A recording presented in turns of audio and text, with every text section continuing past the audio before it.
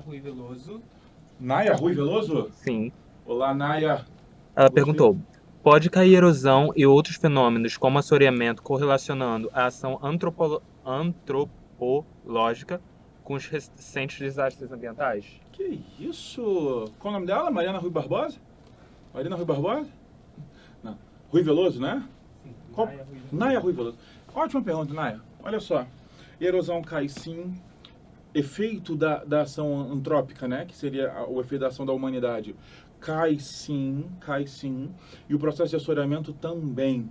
Vamos só lembrar como é que a atuação humana aparece nesses dois casos que você lembrou, tá bom? Vamos lá. Primeiro, gente, o que é assoreamento? É uma coisa importante da gente levar para a prova.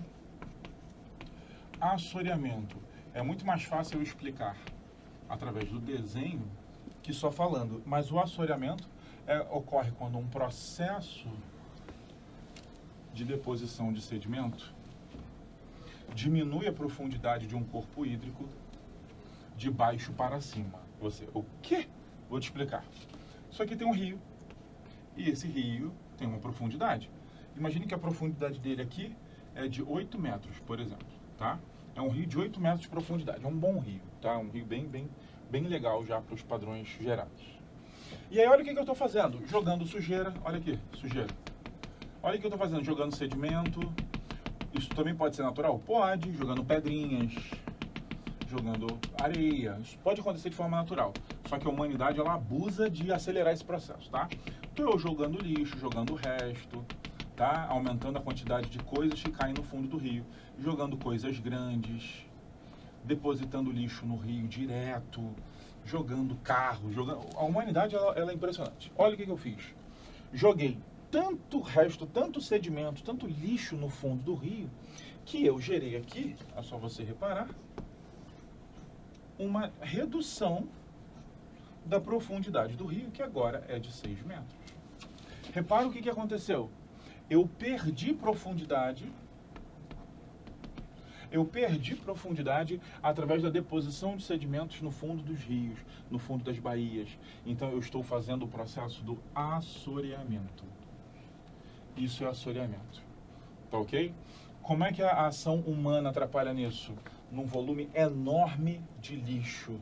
Tá ok? Duas coisas que a gente pode botar isso aqui. Tá? O lixo e as canalizações. Como assim canalizações? É isso mesmo. Quando você pega um rio e canaliza. O rio, ele era natural, cheio de curva, tinha o seu caminho. Eu não, eu quero controlar a natureza em todos os estágios. O que eu faço? Vou botar um canal fininho que vai desaguar aqui. Então, sabe o que acontece? O rio, ele jogava sedimento em tudo que era lugar. Agora que você canalizou, ele joga todo o sedimento no mesmo lugar. Tá bom? Você botou um rio que deságua num rio, um outro rio, numa baía.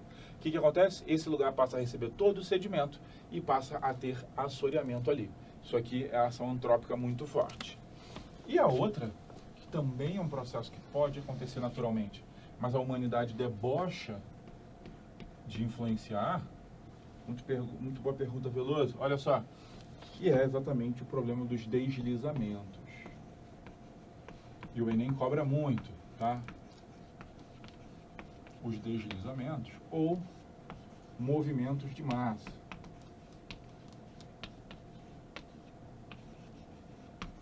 É difícil isso aqui? Não, não é. É bem fácil.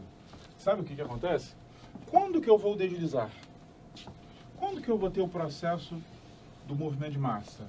Quando? O que tem que acontecer para o movimento de massa ocorrer? Para eu ter um deslizamento de terra, jogar tudo para o alto. O que tem que acontecer é o seguinte, ó, eu tenho que ter o processo de infiltração